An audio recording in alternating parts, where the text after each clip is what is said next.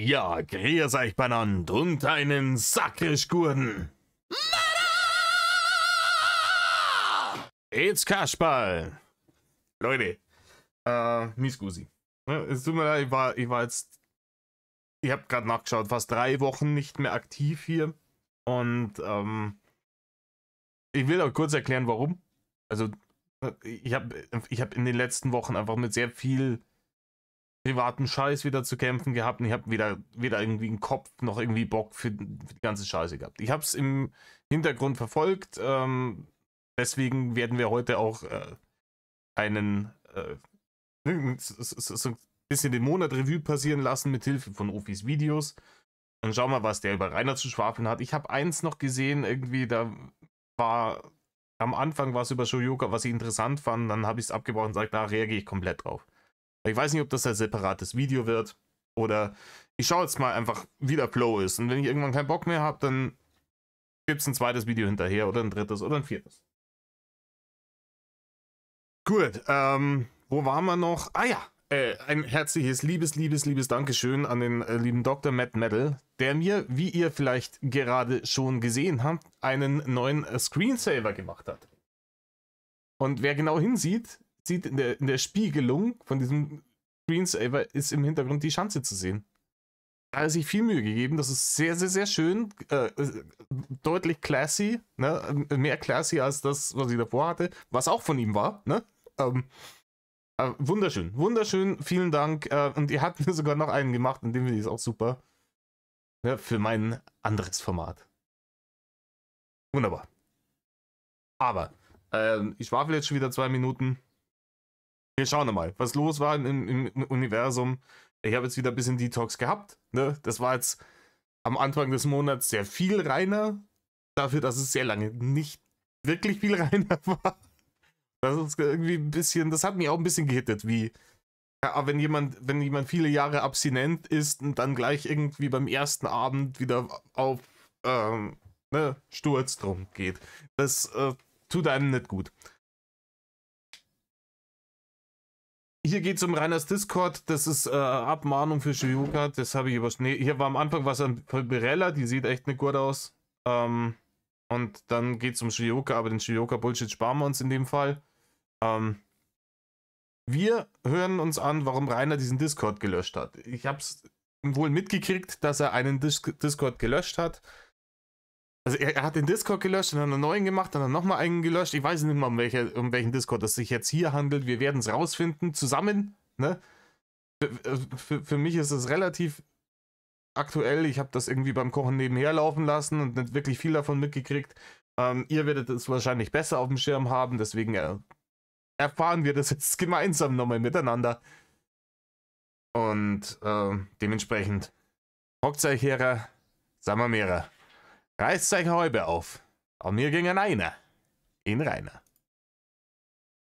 Das wollte ich zumindest einmal da lassen, damit sie auch weiß, dass ich der Echte dort im Chat war. Aber lasst uns mal zum nächsten Thema kommen. Und zwar zum lieben Rainer. Denn der schreibt weiterhin fleißig seinen Blog. Aber bevor wir da gleich... Oh ja, in den Blog wollen wir dann auch nochmal reinschauen.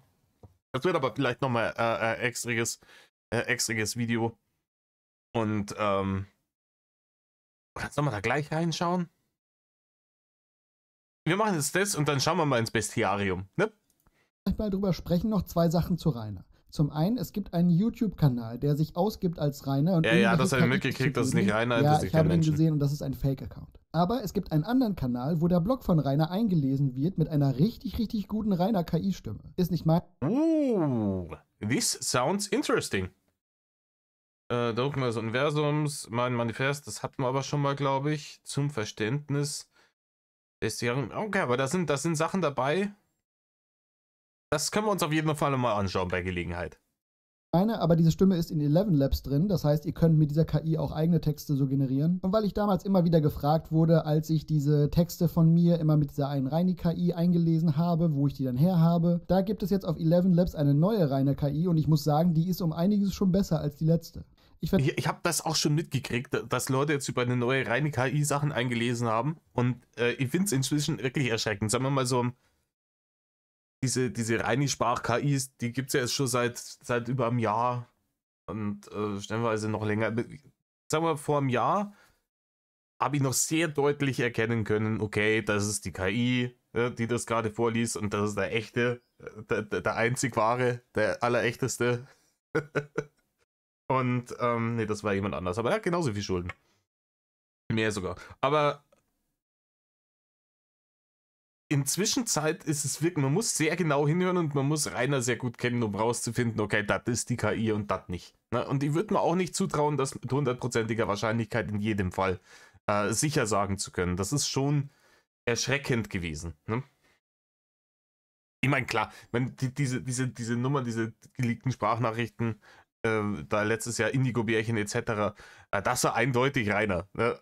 Da brauchen wir nicht drüber reden. Aber inzwischen wird es immer schwieriger und ich weiß nicht, wie ich der ganzen Sache gegenüberstehe, weil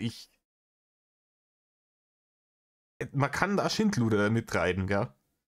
Ich meine, ich bin ein Reaction-Kasperl, gell? Ich bin darauf angewiesen, dass die Infos, die ich da kriege und die Sachen, dass das alles legit ist. Und ich kann mir da tierisch in die Scheiße hocken, wenn ich auf so eine KI-Kacke reinfalle. Also, schwierig. Verlinke sie euch mal unter dem Video, genauso wie diesen Kanal, der diese Blogs einliest. Okay, und dann gehen wir jetzt mal zum Blog über. Und einen seiner letzten Posts will ich euch mal zeigen, denn das war zum Beispiel dieser hier. Eine Schlangenschnecke mit einer enormen sexuellen Bereitschaft. Ja, jetzt hat Rainer hat immer Sachen mit enormer sexuell, aber das Ding, ja, das habe ich auch mitgekriegt. Weil das ist das halt,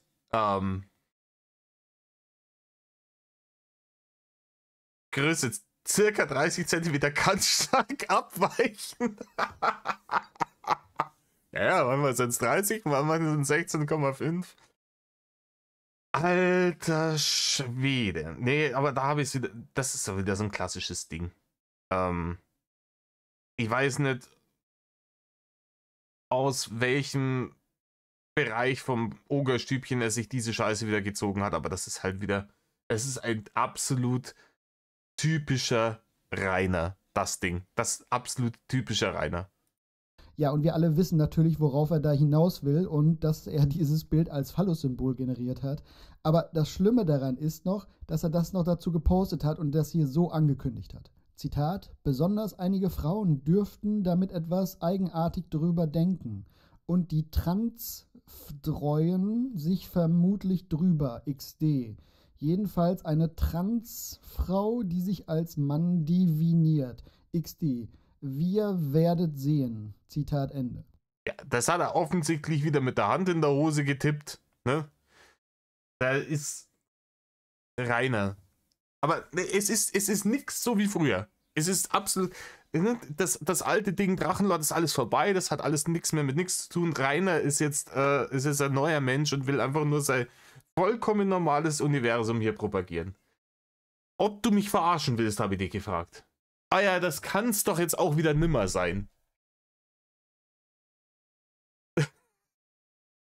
Man merkt immer, wenn er über solche Sachen schreibt, das kriegt man bei den ganzen Bärchen-Leaks und alles, kriegt man das auch immer mit.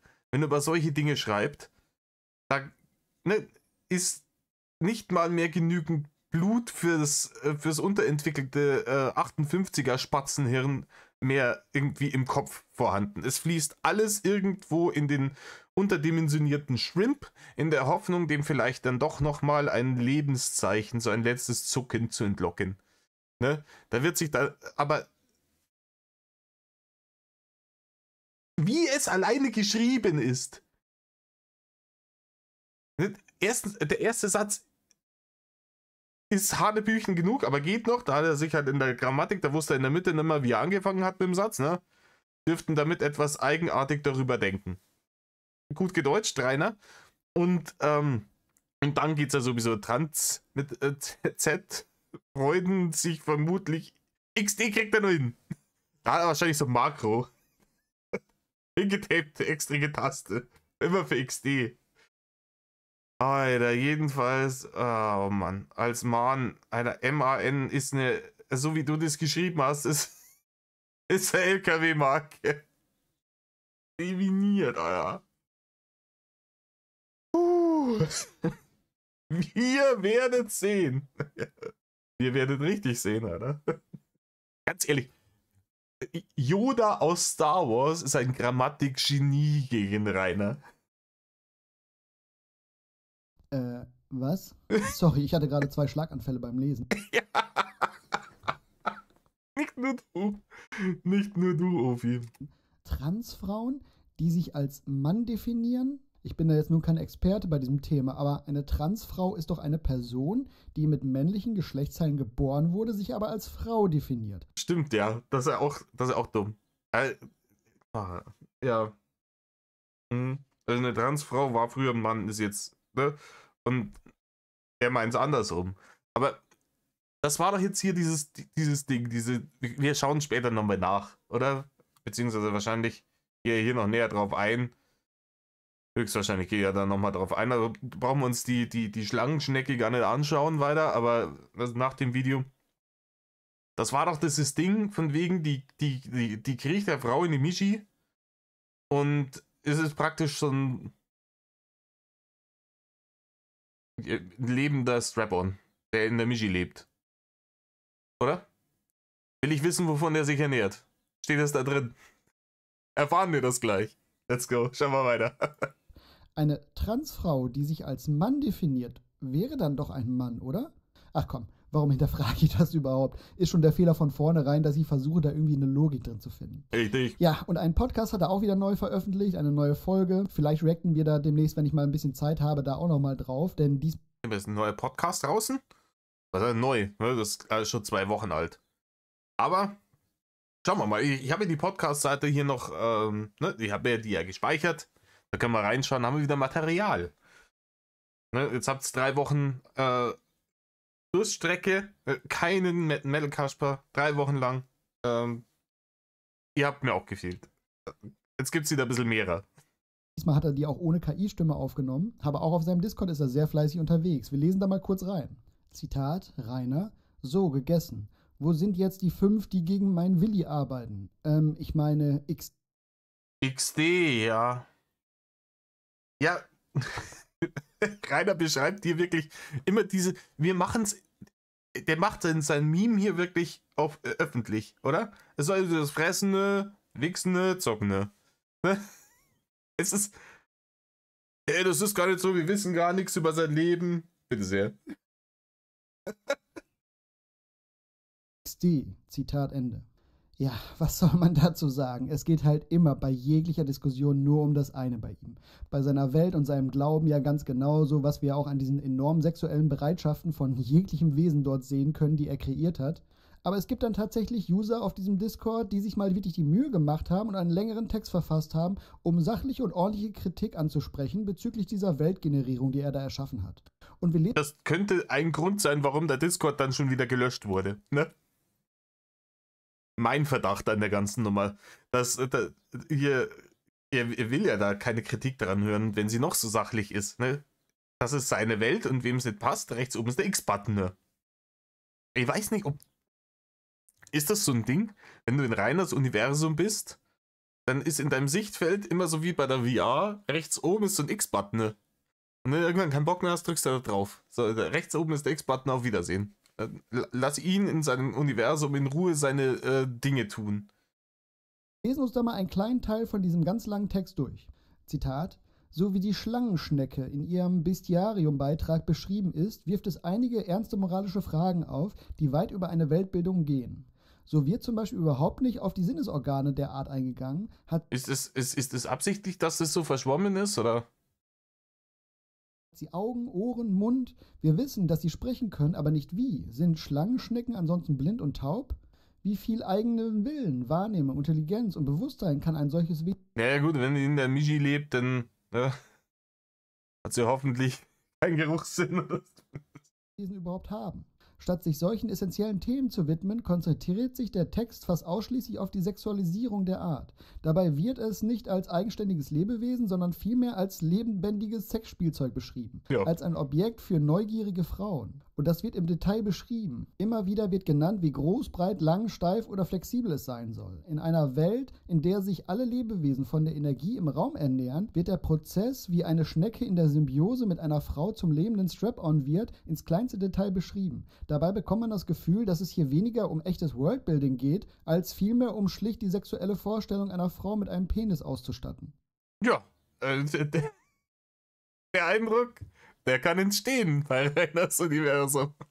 Das ist ja richtig erkannt. Aber also, wenn man bis zur Schlangenschnecke gebraucht hat, um zu checken, dass dieser Eindruck entsteht, dass es hier überhaupt gar nicht um wirkliches Worldbuilding geht, sondern einfach nur darum, dass hier ein bisschen geistig zurückgebliebener Perverser versucht, seine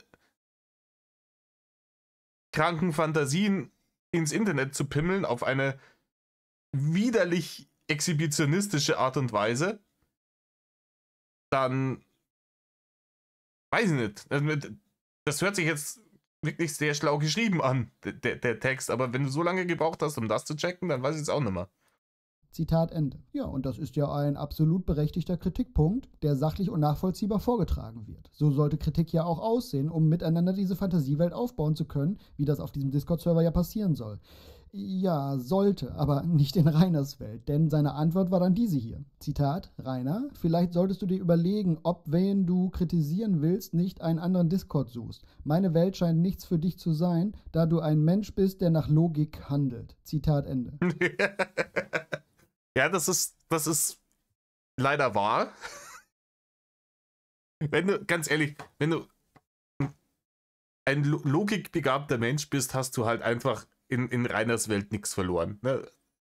Es geht doch jetzt auch nicht um Logik. Es ging ja auch nie um Logik. Das Problem ist, Rainer hat versucht, immer seine ganze Scheiße irgendwie logisch zu erklären, und wenn man ihm die offensichtlichen Logiklücken dran aufgezeigt hat, hieß es immer, da geht es überhaupt nicht drum. Und dann ist er aber Matt geworden. Das war ja bei der Kommune so und bei allem, beim YouTuber-Paradies, bei seinem scheiß YouTube-Kanal. Immer wenn er gesagt hat, Rainer, logisch macht das gar keinen Sinn. Dann hat er erst versucht, das logisch irgendwie dann doch noch zu verteidigen, ist krachend gescheitert, so wie mit allen in seinem Leben, und dann ist er Matt geworden, hat den Banner geschwungen. Und ja, wir merken wieder, der Rainer ist ein ganz anderer Mensch geworden in diesem Jahr, und diese Präsenz jetzt hier im Internet, die hat mit dem alten Rainer überhaupt nichts zu tun. Das ist ein ganz anderes, neues Projekt. Er hat einmal resettet, Format C, und hat einen kompletten Neuanfang gemacht, und alles von früher ist irrelevant. Ja, ein typischer Drachenlord einfach. Es hat sich halt einfach nichts geändert zu damals. Und Na, jetzt hör auf, mir jetzt zu widersprechen, Ofi. er ist immer noch genauso wie damals drauf. Wenn man zum Beispiel auch an diesem Punkt hier ja sehr gut sehen kann, dass berechtigte Kritik einfach so wieder weggewischt wird. Und dann gab es halt natürlich auch noch andere Leute, die ein paar Fragen hatten oder ein paar Rückfragen gestellt haben zu seinen Posts. Und daraufhin hat der Reini dann auch etwas gereizt reagiert. Zitat, Rainer, ich muss erstmal eins nach dem anderen machen. Ihr verlangt ganz schön viel auf einmal. Der eine will Bestiarium erklärt, der andere will Infos über Fortpflanzung, der nächste über Feste. Das ist alles etwas viel. Bedenkt, ich bin alleine, ihr seid 100 und mehr User. Ja, Rainer, du willst ein Universum erschaffen. Weiß ich nicht, ne? Und du hast ja jede Menge Zeit, offensichtlich. Du sitzt da immer noch in... Ich habe gestern mal kurz mit dem Troll geschrieben, weil ich habe bei Gelegenheit... hört euch, heute ist der 31.05.2025, die aktuellste Folge vom Verurteilt-Podcast an. Ne? Verurteilt, der Gerichtspodcast, hier Heike Berufka und Basti Red. Höre ich mir sehr gerne an. Und in der aktuellsten Folge, da ging es um einen Dude, der hat halt irgendeinen Obdachlosen in Frankfurt gekillt. Nicht, dass ich jetzt sagen würde, Rainer wäre dazu in der Lage, einen Obdachlosen in Frankfurt zu killen, oder generell, aber der hat halt eine so erschreckend ähnliche Biografie und ein so erschreckend ähnliches Weltbild wie Rainer gehabt. Also jetzt nicht hier auf der Bumsknödel-Snusnu-Ebene, sondern auf ja, der Anspruch, den er an die Welt gestellt hat, geistig zurückgeblieben, aggressiver Säufervater, Versagermutter, das ganze Programm, ne? Die einzige Bezugsperson tatsächlich irgendwie eine Nachbarin gewesen, ansonsten kaum soziale Kontakte, vollkommen irre. Vollkommen irre. Ja, war auch der Meinung, er hätte Medizin studieren sollen, und die Leute würden einfach irgendwie nicht verstehen, wie toll er doch eigentlich ist. Also das komplette Rainer-Programm. Also nur mal zu sagen, in so eine Richtung kann es auch gehen. Zitat Ende. Ja, und dieser leicht gereizte Rainer, weil Leute auf seinem Discord, die... Ja, genau, und der Typ hat halt irgendwie dann jemanden gekillt, um in den Knast zu kommen. Weil er gesagt hat, im Knast muss sich um nichts mehr kümmern und da wird für ihn gesorgt, so ungefähr. Und es hat funktioniert und ich glaube, der Typ wohnt im Knast, lebt im Knast besser als Rainer in seinem eigenen Knast. Weil Rainer hat ja auch nicht nennenswert mehr Platz. Immer, er hat mehr Möglichkeiten, aber er nutzt sie ja nicht. Ne? Rainer lebt da wie im Gefängnis. Der kommt aus diesem Haus nicht raus, der lebt in diesem Zimmer. Was heißt leben? Ne? Er existiert da. Er existiert und da wird gefressen, gewichst und gedaddelt und dann gehen wir von vorne los, zwischendurch wird geschissen. Ich glaube, die Leute im Knast haben ein schöneres Leben als das selbstgewählte Exil in Zobis, das sich Rainer da gebaut hat. Und natürlich kompensiert er das jetzt wieder mit irgendeinem hanebüchenden Stuss, den er da ins Internet ballert, weil das eine fürchterlich deprimierende Existenz ist. Ganz ehrlich, das wünsche ich meinem schlimmsten Feind nicht, so vor sich hin vegetieren zu müssen. Dotte eingeladen hat, ihm Rückfragen stellen zu Sachen, die bei seinem Universum halt keinen Sinn ergeben, führte dann dazu, dass der liebe Rainer diesen Post hier veröffentlicht hat und den lassen wir uns mal von der Rainer-KI vorlesen, weil das doch ein bisschen länger ist. Die folgende Info wird bitte weder kommentiert noch irgendwie im Discord erwähnt. Falls doch, werde ich entsprechend reagieren. Mir ist bekannt, dass einige Menschen... Oh, er wird entsprechend reagieren, oh lala. Soll das eine Drohung sein?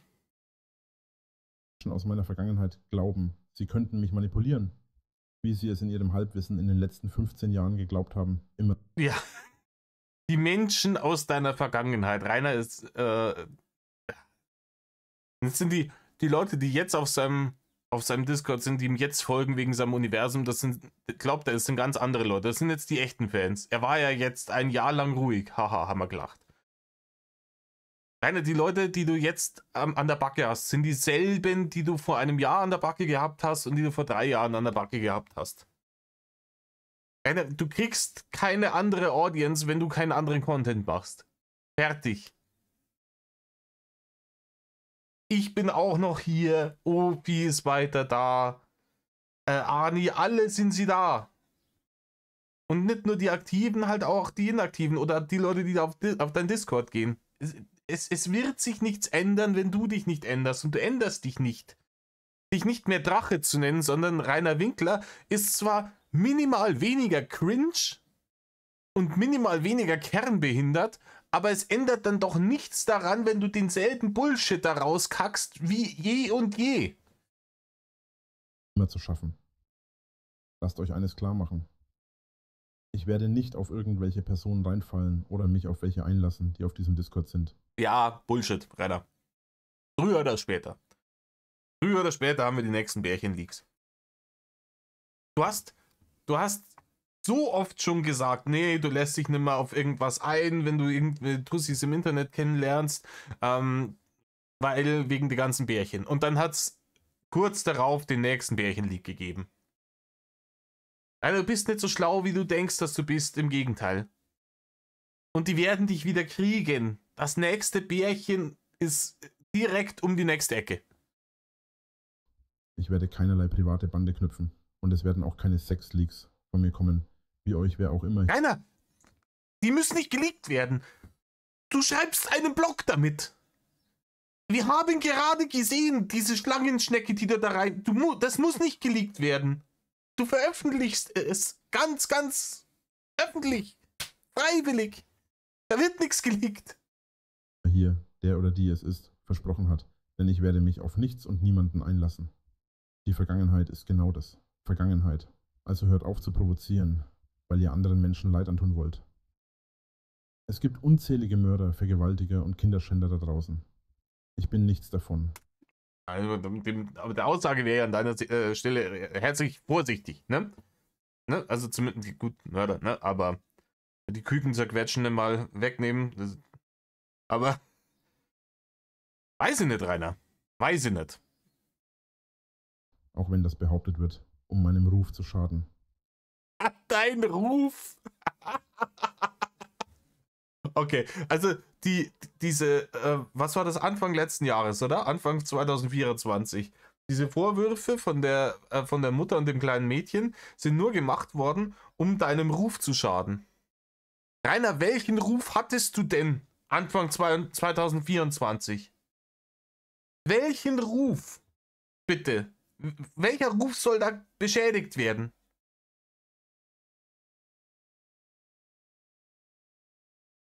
Ich warte. Stürzt euch, wenn ihr jemandem schaden wollt, auf die, die es verdienen. Das, was ich mache und immer Ja, das ist der Grund, warum du es abkriegst, Rainer. Genau, die Leute machen genau das und das ist der Grund, warum du es abkriegst, weil du es verdient hast. getan habe, ist rein virtuell und hat nichts mit jemandem zu tun, der kein Interesse daran hat. Ich lasse euch. Was die da tun, ist auch rein virtuell, Rainer. Ich kann beide Argumentationsweisen halbwegs irgendwo nachvollziehen, dass die einen sagen, hey, wir müssen das, was im Internet passiert, trennen von dem, was in der echten Welt passiert. Ne? Klar, das Internet gibt vielen Idioten die Möglichkeit, dumme Sachen zu machen und nur weil irgendjemand 500 Morddrohungen auf Twitter gekriegt hat, heißt es noch lange nicht, dass einer kommt und ihn umbringt. Kann es aber heißen. Ne? Aber es ist sehr unwahrscheinlich, weil sowas wird halt im Internet schnell mal rausgepimmelt von irgendwelchen komischen Keyboard-Helden. Aber ich kann entweder sagen, so wir trennen das strikt und was im Internet passiert, hat mit Real Life nichts zu tun. Oder ich sage, nee, das Internet gehört zu unserem Leben, zu unserer Realität und was ich da mache, ist halt genau das. Das habe ich ja gemacht, auch in der Realität. Du kannst nicht auf der einen Seite sagen, was du hier schreibst im Internet, ne, ist ja nur virtuell und deswegen ist alles in Ordnung. Und was die anderen virtuell dir schreiben, das ist Hate und Mobbing. Ne, das funktioniert so nicht. Euch in Frieden. Also akzeptiert es und lasst mich ebenfalls zufrieden. Andernfalls wird euch die Enttäuschung eures Lebens ins Haus stehen. Oh, das ist die Enttäuschung unseres Lebens, wenn der arme Rainer nicht auf die Provokationen eingeht, sondern einfach nur weiter seine hanebüchenden Sexfantasien ins Internet pimmelt. Ich habe ein Jahr lang gezeigt, dass ich es bin, der das Steuer in der Hand hat. Wie? Rainer. Wie? Ich und die Leute, die weiter Content über dich machen wollten, wir haben weiter Content über dich gemacht. Die Leute, die keinen Bock mehr drauf hatten, haben keinen Content mehr über dich gemacht. Manche machen es jetzt wieder und manche haben es bleiben lassen. Aber du hast nie in diesem Jahr irgendwie die Kontrolle über irgendwas gehabt. Rainer, du hast nicht mehr die Kontrolle über deinen eigenen Stuhlgang. Erzähl mir nicht, dass du die Kontrolle über die Haterschaft hast. Das hat sich auch nach dem Moment, in dem ihr mich wiedergefunden habt, nicht verändert. Ja, war es wirklich schwer zu finden, Rainer. Dreimal sind die auf irgendeine Scheiße gekommen, die du ins Internet gebimmelt hast. Und jetzt geht's halt gerade wieder richtig los. Ne, war es letztes Jahr im August oder September, war es nochmal irgendwie Kommunenblock. Dann ist der verschwunden. Dann war es Anfang des Jahres, war es hier auf dieser komischen österreichischen Sex-Dating-Seite, wo sogar die gesagt haben, dass du weird bist. Und jetzt ist es das mit deinem Pimmel-Universum, mit der Schlangenschnecke, dem ganzen Käse. Und diesen fragwürdigen Wesen, die alle sehr, sehr, sehr nicht danach aussehen, als sollte man ihnen eine hohe sexuelle Bereitschaft prognostizieren. Ein Klick von mir und ihr sitzt wieder auf dem Trockenen. Und dann... Wer sitzt denn auf dem Trockenen, Rainer? Okay, du sitzt nicht auf dem Trockenen, weil ich annehme, dass du inzwischen eine ordentliche Inkontinenz angefressen hast. Ja? Ich glaube, der Mann ist... Egal. Aber wer sitzt denn da? Als ob unser Leben davon abhängen würde, ob du jetzt irgendwie im Internet deinen Scheiß da rausknödelst. Du hast in den letzten 13 Jahren so viel Bullshit ins Internet geballert, dass ich den Kanal hier noch weiterführen kann bis zum St. Nimmerleinstag, ohne zweimal auf dieselbe Scheiße reagieren zu müssen. Der sitzt auf dem Trockenen und im Notfall mach mal Content über einen anderen Deppen. Vermutlich für immer. Ich verstehe nicht, wie man so abartig böse sein kann, andere Leben zu zerstören, nur weil jemand anderer Meinung ist als man selbst. Lasst es gut sein. Das Spiel, wie ihr das genannt habt, ist vorbei. Ja, ich muss schon Ja, das Spiel ist vorbei, Rainer. sagen, diese KI ist schon wirklich krass gut. Aber lass uns mal drauf eingehen, was er da sagt, denn er ist komplett wieder mit. Er sagt, seine Taten waren nur virtuell und nein, das stimmt ja nicht. Es gab ja zum Beispiel solche Sachen, dass du halt schon öfters verurteilt wurdest oder zum Beispiel solche Situationen, wo du zum Beispiel die Hose vor einem Kind in deinem Auto vor deinem Haus runtergelassen hast. Einfach nur mal ein Beispiel davon und das hat nichts mit virtuell zu tun. Und dann aber natürlich auch in diesem Text das, was ein Drachenlord immer machen muss. Drohen. Es gibt kein ärgerliches Statement von ihm. Vor allem ist das auch so eine Sache, ja, natürlich, das Drohen, nein, aber was er jetzt hier sagt, das kannst du ja auch auf die virtuelle Welt beziehen, ne? Sonst könnten ja irgendwelche anderen Pedos auch sagen, ja klar, habe ich jetzt hier irgendwie eine 13-Jährige gegroomt, aber ich habe das ja nur im Internet gemacht, das ist ja nur virtuell. Zum Treffen ist es ja gar nicht gekommen, habe ja gar nichts gemacht. Ne? Das ist ja derselbe Scheiß. Das ist ja dieselbe kernbehinderte Drecks-Arschloch-Argumentation, die jetzt die Rainer da gebracht hat, oder? Nee, Rainer, wenn du Scheiße baust, wirst du outgecallt dafür. Das gehört sich auch so. Ohne irgendeine Drohung. Hier auch wieder. Andernfalls wird euch die Enttäuschung eures Lebens ins Haus stehen. Rainer, ganz ehrlich, geh doch bitte einfach offline. Hab ein schönes Leben außerhalb des Internets, aber wenn du solche Sachen ins Netz stellst, wie deine kindlich sexuell enorm aktiven Engelchen und erwartest, dass Leute diese kranken Fantasien einfach so hinnehmen, dann hast du dich halt geschnitten. Aktion und Reaktion, ich sag's immer wieder. Und ich persönlich will gar keine Sexleaks oder sowas von dir da hören, was du da gerade angesprochen hast. Okay, auch nicht. Wir haben genug gesehen von ihm diesbezüglich, ne? Seit der PH-Staffel wissen wir zu viel. Dein ehemaliger PHub-Account hat mich schon für die restliche Zeit meines Lebens Ja, richtig. traumatisiert. Daher hab einfach ein schönes Leben außerhalb des Internets, aber hör auf, deinen Müll im Internet zu verbreiten und zu rechtfertigen, was bei dir im Kopf Schlimmes vorgeht. Du hast es ja in der Hand zu ändern und du hast es ja auch ein Jahr lang hinbekommen. Aber Ja, ganz ehrlich, es wäre wirklich, jetzt mal wirklich ohne Scheiß, es wäre wirklich wichtig, dass sich dieser Mann in eine Therapie begibt mit Experten, die genau auf das spezialisiert sind. Ne? Wenn jemand gewisse Neigungen hat, die man nicht haben sollte, und dann da wirklich auch vielleicht medikamentös was gemacht wird. Ne? Ich versuche mich diplomatisch zu halten hier. Ne? Da muss was passieren. jetzt, nach einem Jahr Abstinenz, kommst du wieder mit diesen kruden Sexgeschichten und Storys über knatterbaren Mutterschleim ins Internet zurück und wunderst dich, dass die Leute das nicht abkönnen. Ja, guter Rat, Rainer, lösch dich einfach und lass es gut sein. Und hey, Breaking News, gerade wo ich jetzt hier aufnehme, der Server scheint gelöscht zu sein. Kurz nach 9:30 Uhr war er jetzt weg. Ja, endlich kann man da nur sagen. Aber warten wir mal ab, wahrscheinlich kommt morgen wieder ein neuer. Beim letzten Mal hat er ja auch ein paar Tage später gleich wieder einen neuen aufgemacht. Ja, ich weiß nicht, Leute, hat er jetzt inzwischen schon wieder einen neuen Discord oder nicht? Weil es werden offensichtlich noch Sachen irgendwie auf seinem Blog veröffentlicht. Dann wird er wahrscheinlich auch irgendwo einen Discord haben, oder? Aber da sind wahrscheinlich jetzt nur seine engen Vertrauten drauf. Und das sind ja auch Hater und früher oder später wird die Scheiße auch geleakt. Da können wir uns drauf freuen. Nee, aber mal im Ernst. Lass es sein, Rainer. Dieser Blog ist zwar noch online, ich hoffe, der wird auch noch mal irgendwann im Laufe des Tages gelöscht, aber es hat ja keinen Sinn und ich glaube, das merkst du auch selber, oder? Naja, gut. Schauen wir mal, wie es da weitergeht, aber jetzt kommen wir erstmal zu... Wir kommen nicht zu Shoyoka, ich mach kurz Pause und schauen wir schnell. So leid, sind wir hier nochmal bei Ofi, vor 13 Tagen hochgeladen, Shoyoka und der RND aufgeflogen, Arsch, und Drachenlords-Probleme bei Frauen. Das hören wir uns jetzt noch an, danach schauen wir nochmal ein bisschen ins Bestiarium rein, da die Song. Let's go! weitergehen zum Drachenlord, denn der hatte ja seinen Discord jetzt gelöscht, aber gesagt, seinen Blog möchte er weiterführen. Und zu seinen Discord-Löschungen gab es dann sogar noch ein Statement. Ich werde nun nicht alles vorlesen, denn es war im Grunde mehrere Seiten Selbstmitleid, dass er doch nur versucht, seine kranken Fantasien ins Internet zu stellen, ohne dafür kritisiert zu werden. Aber den Schlusssatz lesen wir uns mal kurz durch.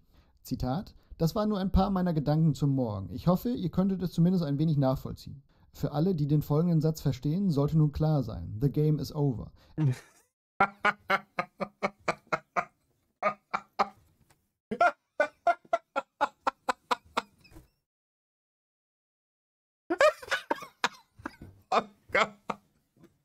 Oh, ja, ich habe zu viele Actionfilme geschaut. Für alle, die den folgen. Jeder versteht den folgenden Satz, Rainer. Niemand schaut sich deine Scheiße an, der nicht im Game ist. Alle verstehen es. Und alle lachen sich den Arsch drüber ab. The game is over. Nein, Rainer. The game ist erst over, wenn du einfach keinen Internetzugang mehr hast. Dann ist the game over.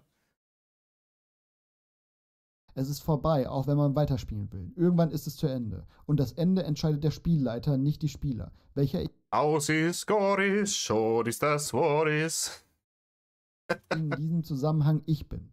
Letzte Info, der Discord ist nun gelöscht und wird das so lange bleiben, bis sich das Verhalten der Allgemeinheit verändert hat. Ja, da hat man sich wieder ein schönes Hintertürchen offen gelassen. Ne? Wo man dann selber als Schlangenschnecke wieder reinkriechen kann. Ja, so lange, bis sich das Verhalten der Allgemeinheit verändert hat. Ja, Rainer, das heißt, da kommt wieder, ich habe nie gesagt, dass es keinen Discord mehr gibt. Da kommt wieder ein Discord, wird wieder einer gelöscht und dann wieder einer und dann wieder gelöscht.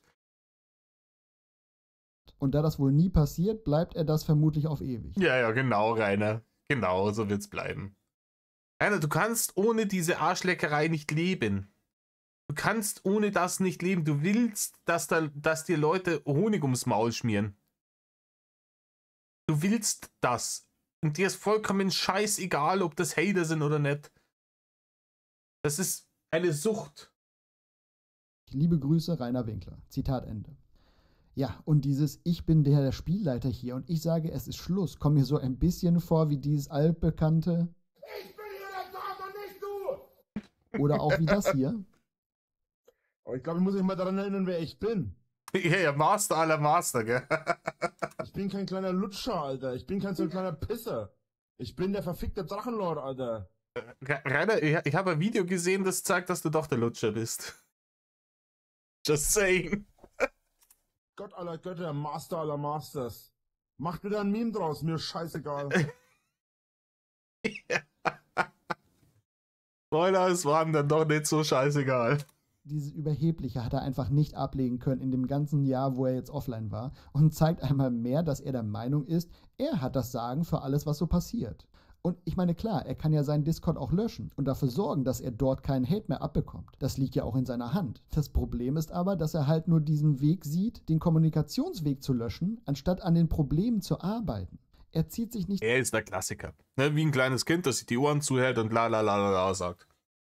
Zurück, bläst weiterhin seine ekligen Gedanken von kindlichen Engeln mit enormer sexueller Bereitschaft in den Äther und bekommt dafür halt Kritik ab.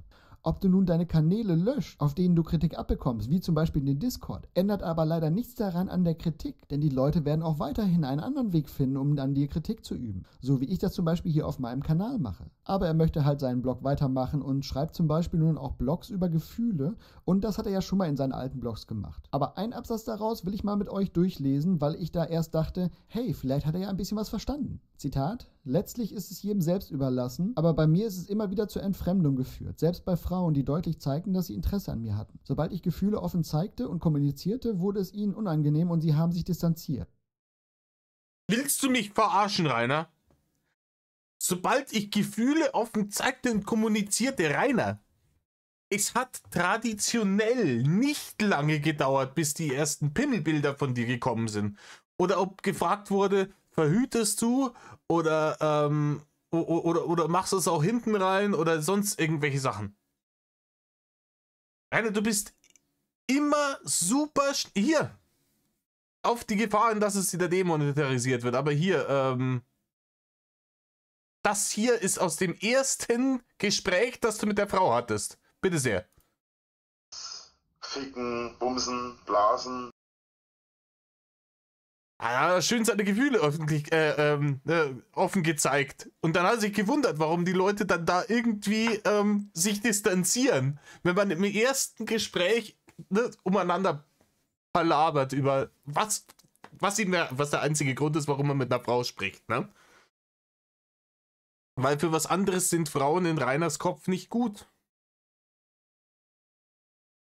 Und bevor jetzt jemand kommentiert mit, du kannst ihre Signale wahrscheinlich einfach nicht deuten, da war nichts zu deuten. Handlungen, Aussagen und Verhalten waren so eindeutig, dass selbst ein blinder, taubstummer Mensch sie verstanden hätte. Zitat Ende. Ja, und er sagt hier, dass er immer, wenn er Gefühle gezeigt hat und sich geöffnet hat, die Frauen sich von ihm distanziert haben. Und wir haben ja einige Belege von damals, wie er sich den Frauen geöffnet hat. Wir hören mal kurz rein, wie er seiner damaligen Bekannten vor dem ersten Date sich geöffnet hat bezüglich seiner Gefühle. Irgendwie geht's mir heute nicht so gut, habe ein wenig Halsschmerzen. Ah ja, genau. Da hat er was dagegen, der Rainer. Da hat er ein gutes Mittel dagegen, aber du musst ein bisschen arbeiten dafür. Was für ein Arschloch, ganz ehrlich, das ist doch unfassbar. Hä? Gegen trockenen Hals könnte ich was machen. Naja, ich könnte dir was zum Lutschen geben. Und wenn du das gut machst, bekommst du eine weiße Flüssigkeit, die dir bestimmt gegen den trockenen Hals hilft. Habe ich dich, glaube ich, noch nie gefragt, aber schluckst du? Ja. Er ist vollkommen unverständlich, warum sich die Leute distanzieren. Das ist auch, oder was war's bei Erdbeerchen? Klar, Erdbeerchen waren Bärchen, aber das wusste Rainer zu dem Zeitpunkt ja noch nicht, was bei, du hörst dich eng an oder siehst eng aus oder so, keine Ahnung. Ne? Bisschen unpassend, sowas vom Date zu fragen, oder? Aber eng. Ja, kommt aus dem Nichts, ich weiß, aber Oh, ja, ich verstehe einfach nicht, warum sich die Frauen immer von Rainer distanziert haben, sobald er seine Gefühle offen gezeigt hat. Ey, es ist halt wirklich, Rainer, du musst das mal verstehen. Die Gefühle offen zeigen ist bei dir halt einfach die Maske fallen lassen. Du spielst, um Frauen kennenzulernen, irgendwie ganz kurz die Rolle von einem anständigen Menschen. Und in dem Moment, in dem du glaubst, du hast sie am Haken, lässt du die Maske fallen und zeigst, was für ein widerlicher Widerling du bist. Und dann geht's immer um solche Sachen. Ne? Und dann geht's auch immer nur darum, deiner Triebbefriedigung. Und dann wunderst du dich, warum die Leute nicht sagen, ja, geil, let's go, Rainer, bin ich voll dabei. Schön. Mir geht's zwar heute richtig räudig, aber dir bei deiner Triebbefriedigung zu helfen, ist meine Prio Numero uno. Da stecke ich für mich gerne ein bisschen zurück. Dummer Witz. interessiert mich gerade wirklich. Ist halt für mich auch ein wichtiges Thema halt, weil dann kann ich dich auch besser einschätzen halt. Ja, und jetzt lass uns mal bitte. Es ist ein wichtiges Thema. Ob sie schluckt, ist ein wichtiges Thema, damit er sie besser einschätzen kann beim ersten Gespräch. Ja, wenn das wirklich das wichtige Thema ist, so wichtig, dass es eins der ersten ist, die du ansprichst, ja dann Prost Mahlzeit. Ich weiß nicht, wahrscheinlich bin ich auch einfach bloß irgendwie komplett verkopfter Romantiker, der sich denkt, keine Ahnung, es sollte vielleicht erst einmal darum gehen, hat man dieselben Interessen, denselben Humor, kommt man gut miteinander klar, kann man sich gut riechen und sowas und nicht, ob sie schluckt.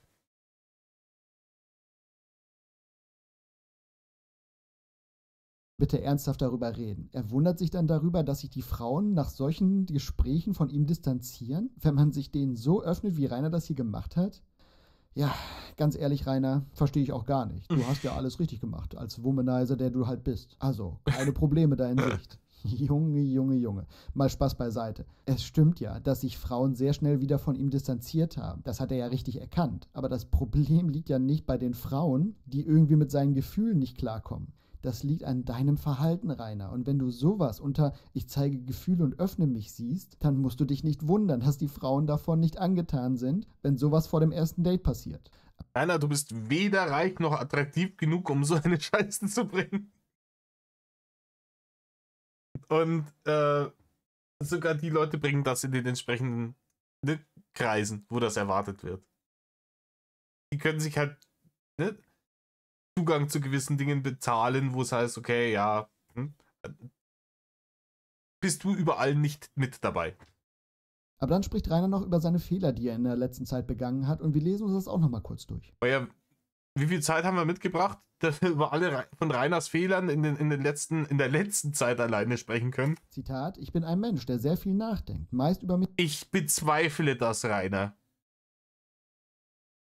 Ich bezweifle das. Ganz ehrlich, sich sowas wie diese Schlangenschnecke auszudenken, würde ich jetzt nicht als Nachdenken betiteln, weil der Hauptteil des Blutes, haben wir vorher schon festgestellt, nicht in deinem Gehirn war zu der Zeit, wo du dir das ausgedacht hast. Mich selbst und darüber, welche Fehler ich gemacht habe. Damit das jetzt aber nicht falsch verstanden wird, ich bereue keinen meiner Fehler. Und oft genug mache ich, trotz besseren Wissens, genau dieselben Fehler wieder und wieder.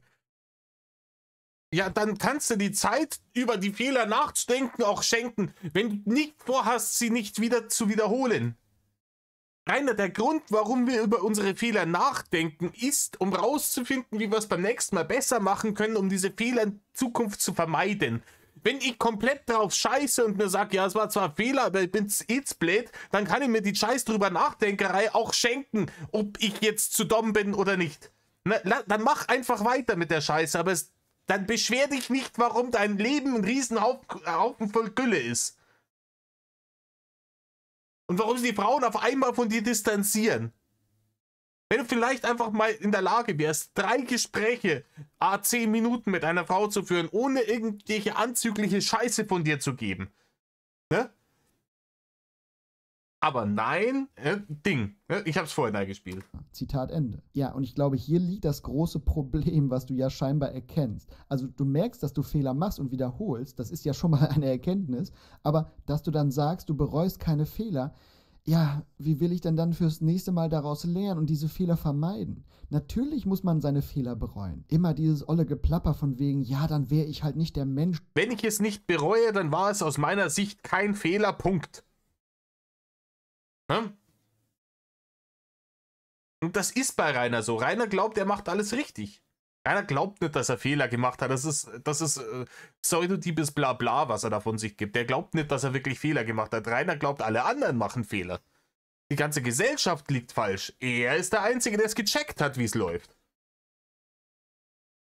Der ich heute bin. Ja, richtig, dann würdest du viel besser im Leben dastehen, als wie du heute dastehst. Man muss doch aus seinen Fehlern lernen und erkennen, dass Option A schlechter war als Option B, damit man, wenn man wieder in seinem Leben vor irgendwie so einer ähnlichen Entscheidung steht, daraus lernt und einen anderen Weg dann geht. Und das ist bei Rainer halt null der Fall, weil er sich keine Fehler eingestehen kann.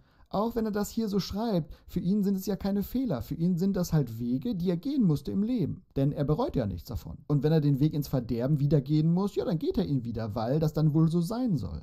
Ich persönlich halte von diesem Geblubber von wegen Schicksal ziemlich wenig. Ich bin der Meinung, man ist seines eigenen Glückes Schmied. Natürlich ist es auch immer ganz viel im Leben Zufall. Ich meine, sind wir mal ehrlich, wenn ich damals nicht diese Schnapsidee gehabt hätte, hier einen YouTube-Kanal aufzumachen, würde ich nun nicht hier vor so vielen Leuten sprechen. Weiß nicht, wenn an dem Abend irgendwie, wo ich den Kanal aufgemacht habe, ein Kumpel angerufen hätte und gesagt hätte, ey du, wir wollen jetzt gleich grillen, wir haben gerade das Fässchen angestochen, kommst du auch vorbei? Ja, dann wäre ich vermutlich niemals der Ofi geworden. Aber bei Lebensentscheidungen zum Beispiel, ob man sich irgendwie selbstständig macht oder sowas, oder ob man irgendwie Einsatz zeigt in seinem Job, um eine Beförderung zu bekommen, oder ob man irgendwie Mitmenschen richtig behandelt, um in einer Gesellschaft oder einer Gruppe generell aufgenommen zu werden, akzeptiert zu werden, respektiert zu werden, vielleicht durch ein Ehrenamt im Sportverein oder sowas, das liegt halt in der eigenen Hand, um halt dieses Wort Schicksal ganz stark zu beeinflussen und um den Zufall da zum großen Teil rauszunehmen.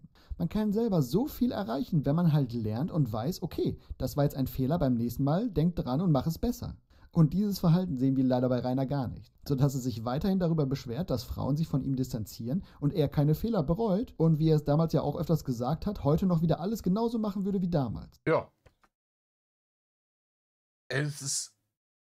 Ich habe noch nie irgendjemanden erlebt, der sich so sehr darüber beschwert hat, in welcher Situation er sich befindet und zeitgleich aber sagt, er würde alles wieder genauso machen, um genau wieder in diese Situation zu kommen. Das ist doch paradox, oder? Das ist doch schon jenseits von Dom. Ja, und das ist halt die Lernresistenz, die ihn dahin gebracht hat, wo er heute steht. Naja, okay, wir schauen mal, wie es weitergeht, ob der Blog noch lange bestehen bleibt. Ja, aktuell ist er noch da, der Blog. Ich habe vorhin drauf geschaut, so. 31.05. ist er noch da. Und ich weiß nicht, ich glaube, den lässt er sich jetzt auch nicht nehmen. Den letzten Kommunenblog, den hat er dann gelöscht, als er gefunden wurde. Ich glaube, inzwischen ist er so, okay, die finden das eh. Dann kann ich es auch gleich, ne? Dann muss man nicht die Arbeit machen, alle halbe Jahr einen neuen Blog zu machen, dann lasse ich einfach den. So.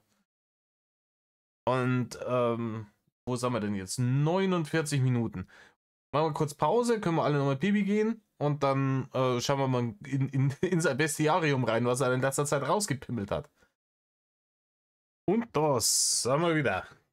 Mein Universum. Startseite. Jetzt schauen wir mal, was hat er so veröffentlicht in letzter Zeit? Glaube, Größe der Unendlichkeit, bla bla. Den Scheiß. Was haben wir hier? Dragoniden. Schauen wir uns doch mal die Dragoniden an. Was waren die Dragoniden? Es sieht fürchterlich generisch aus, einfach. Offensichtlich KI generiert, oder? Das hat kein Mensch gemacht. Also, Drachenart, Dragoniden, 2 bis 3 Meter groß, Gurt, Draco. Diesen weirden Drachenfetisch immer noch nicht losgeworden ist. Meine Fresse. Geschlechtsreife mit 160 Jahren, großartig. Aber dafür werden sie auch 1500 Jahre alt. Sexuelle Bereitschaft gesteigert. Auf jeden Fall. Auf jeden Fall gesteigert. Ne? Aussehen, Kleidung, Besonderheiten, Bumsen. Ne? Gut,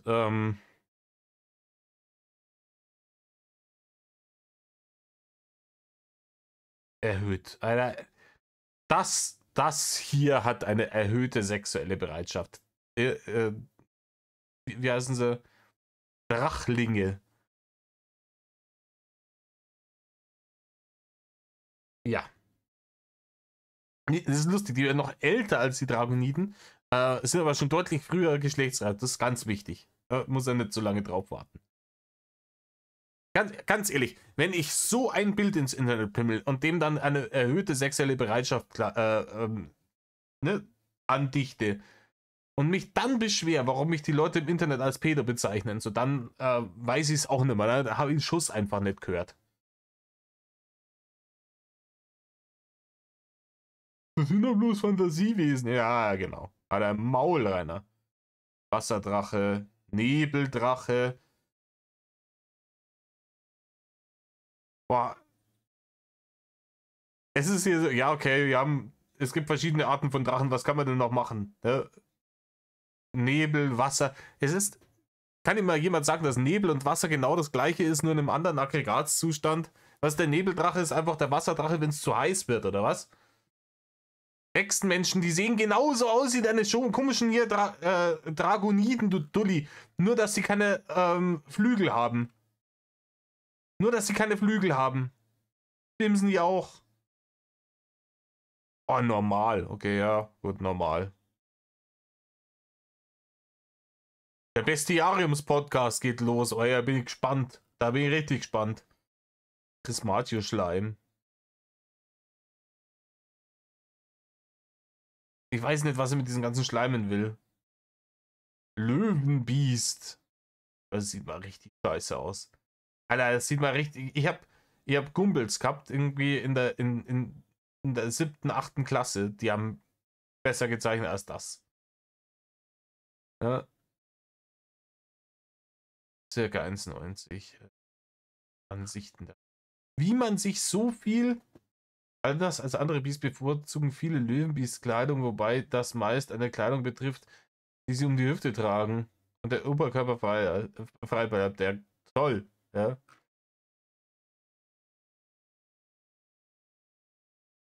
Was für ein räudiger Willst. Ach, come on. Wie scheiße lazy kann man sein? Wir schauen nochmal hier die Löwenbiest. Löwenbiest? Vor allem, weil ich nicht checke, warum es Löwenbiest heißt. Also, englisch geschrieben. Also nicht mit IE, sondern ne, das Harzbiest. Lass mich raten, wie da die sexuelle Bereitschaft ist. Schauen wir gleich. Aber Wolfsbiest, Hyänenbiest, ja, einfach die komplette Scheiß Fauna ist der durchgegangen und hat dann der KI gesagt, ja, mach mir das Bild nochmal, aber es soll aussehen wie ein Löwe oder wie eine Hyäne oder wie ein Hase oder wie ein Wolf. Es sind original dieselben Scheißbilder, die haben denselben Gesichtsausdruck, die Viecher. Dieselbe Haltung, dieselben Klamotten, es ist derselbe Bullshit, die Beine sehen sogar gleich aus. Nur der Kopf ist anders. Willst du mich rollen, Rainer? Da gibt's dir so viel Mühe. Ah, ja, genau. Sexuelle Bereitschaft hoch, ja, die ficken wie die Kanickel. Die Wölfe, normal. Naja, ich glaube, der hat da viele normale Sachen rein, ne? Normal. Bereitschaft reingepimmelt, einfach bloß um seine Kritiker mundtot zu machen. Aber das hat er nicht lange durchgehalten. Dann kamen wieder die Drachlinge, ne? Drachenelfen, 24. Mai. Alter, das ist alles in der letzten Woche rausgekommen. Drachenelfen. Rainer, lass dir was am Kopf machen. Ganz ehrlich, geh zum Vogaldoktor. Das hält ja kein Mensch nicht aus. Lichtlinge, das schaut schon wieder verdächtig minderjährig aus, Rainer. Warum sieht das wieder verdächtig minderjährig aus?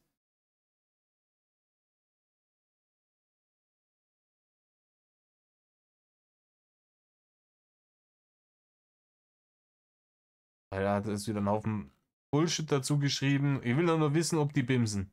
Fortpflanzung.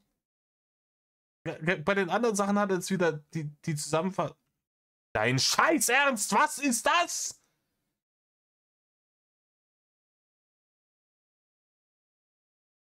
KI hat es leider nicht so schön hinbekommen, dass Lichtlinge ja extrem leuchten. Der leuchtet. Alter, das hier.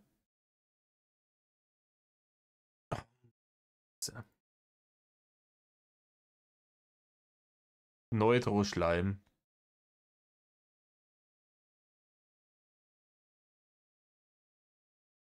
Nee, Leute, ich kann das alles nicht mehr.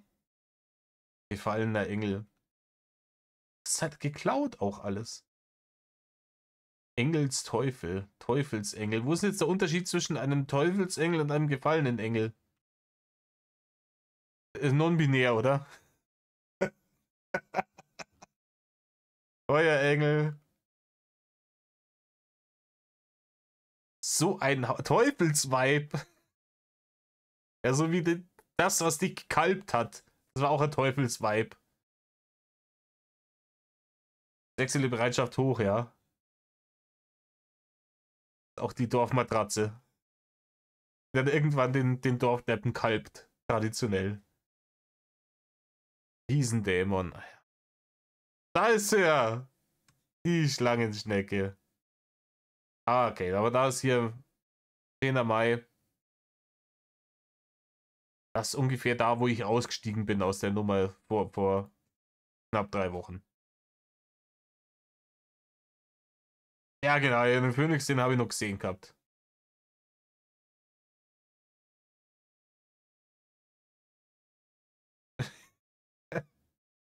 Ja, der Frau Goro, genau, den hatten wir. Den Schleim der Begierde.